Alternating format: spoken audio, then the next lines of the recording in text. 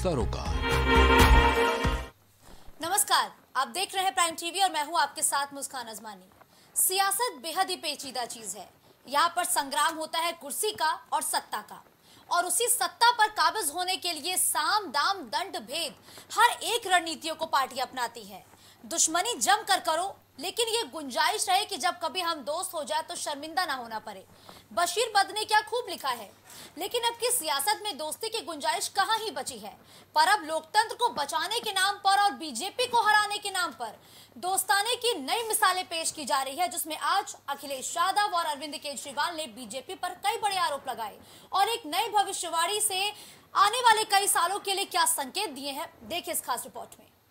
सभा के रण में अब बारी है पूर्वांचल की, और पूर्वांचल के लिए फुल प्रूफ प्लान तैयार है। एक तरफ प्रधानमंत्री नरेंद्र मोदी ने बागडोर संभाल रखी है, तो वहीं दूसरी तरफ सीएम योगी ने अपनी कमर कस ली है। इसी बीच पूर्वांचल का मोर्चा संभाले सीएम योगी पर अंतरिम जमानत पर बाहर आए केजरीवाल ने अखिलेश यादव के साथ। इसी बीच पूर्वांचल का मोर्चा संभाले सीएम योगी पर अंतरिम जमानत पर बाहर आए केजरीवाल ने अखिलेश यादव के साथ संयुक्त प्रेस कॉन्फ्रेंस करते हुए एक बार फिर सीएम योगी को पद से हटाने का दावा कर दिया। उन्होंने कहा, मैंने दिल्ली में जो कहा था उस पर किसी भी भाजपा नेता की टिप्पणी नहीं आई। सीएम योगी का पद से हटना अब लगभग तय है। एक ही शख्स हैं जो कि उनके रास्ते का कांटा बन सकते हैं, वो हैं योगी आदित्यनाथ जी। अब योगी आदित्यनाथ जी को इन्होंने हटाने का पूरा मन बना लिया है, और अगर इनकी सरकार बनी तो 2 महीने के अंदर योगी जी को भी उत्तर प्रदेश के सीएम से हटा दिया जाएगा। वहीं अभी तक जिस चुनाव में विरासत को लेकर जुबानी वार पलटवार हो रहे थे, अब उसी घमासान में केजरीवाल ने आज वारिस को अपना मुद्दा बना लिया।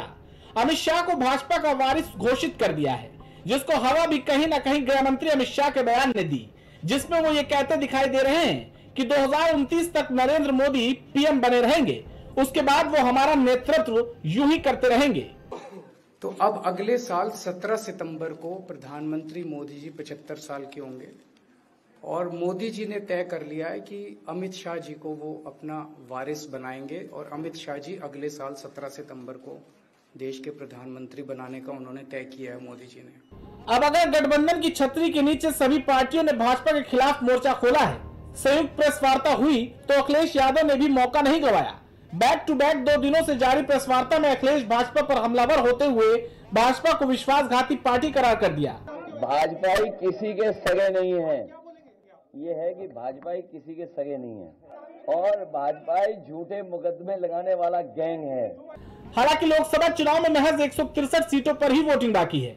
इस बीच अरविंद केजरीवाल पहली बार यूपी दौरे पर पहुंचे और अपने बयानों से भाजपा को घेरने की कोशिश करते हुए इंडिया गठबंधन की जीत का दावा किया, और इस दावे में जनता कितना गठबंधन को साथ देगी, ये देखना बेहद दिलचस्प होने वाला है। Desk report, prime TV.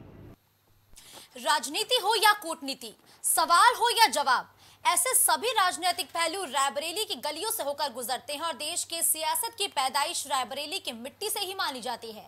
और रायबरेली की सियासत में ब्राह्मण वोटर एक महत्वपूर्ण स्थान भी रखते हैं, जिसे साधने के कवायद में आज सभी पार्टियां लगी हुई हैं। आखिर रायबरेली की राजनीति में ब्राह्मण वोटर्स की कितनी भूमिका है, आइए जानते हैं इस खास रिपोर्ट में।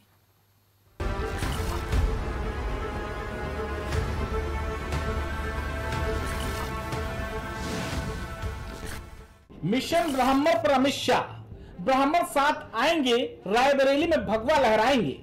ब्राह्मण सपोर्टर कांग्रेस के गढ़ में खेल करेंगे वोटर। भाजपा का पंडित जी प्रणाम, क्या होगा परिणाम। कांग्रेसी किले में चमत्कार, अब की बार राहुल की पुकार। इस समय लोकसभा का चुनाव अपने समाप्त पर है, तो ऐसे में सभी पार्टियां अपने अपने हिसाब से अलग अलग जातियों और धर्मों के वोटरों को साधने की कोशिश कर रही हैं। और अगर हम बात करें उत्तर प्रदेश की सियासत की, तो रायबरेली की सीट बेहद खास हो जाती है, क्योंकि इस बार रायबरेली की विरासत को संभालने के लिए कांग्रेस ने राहुल गांधी को मैदान में उतारा है।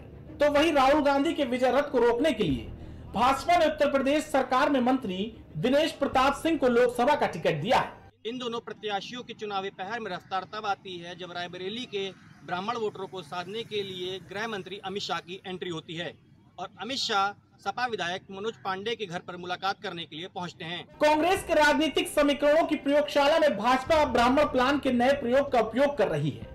इसके लिए भाजपा की कोर कमेटी और सेंट्रल थिंक टैंक पिछले 5 सालों से लगा है और अब सियासत के माहिर गृह मंत्री अमित शाह जब रायबरेली पहुंचे तो उन्होंने प्रदेश की राजनीति में नया संदेश देने की कोशिश की और सपा विधायक के घर पहुंच गए और लोगों को यह बताने की कोशिश की कि मनोज पांडे भाजपा का सपोर्ट कर रहे हैं।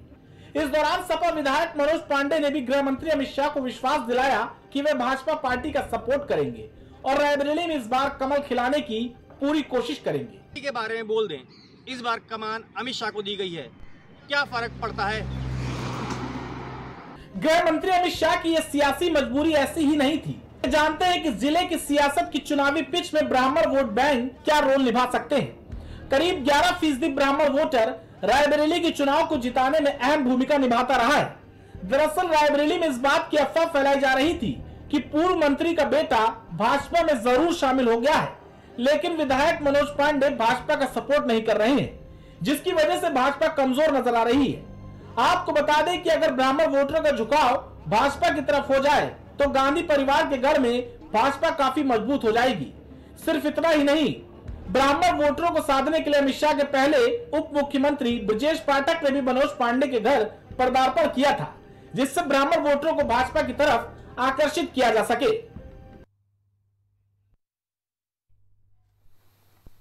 तो ये रहा ब्राह्मण वोटर्स के रथ का पहिया। अब देखना यह होगा कि आखिर इस रथ पर सवारी किसकी होती है, भाजपा की या फिर कांग्रेस की। ऐसी तमाम जानकारियों के लिए आप देखते रहिए प्राइम टीवी और फिलहाल मुझे दे इजाजत। नमस्कार।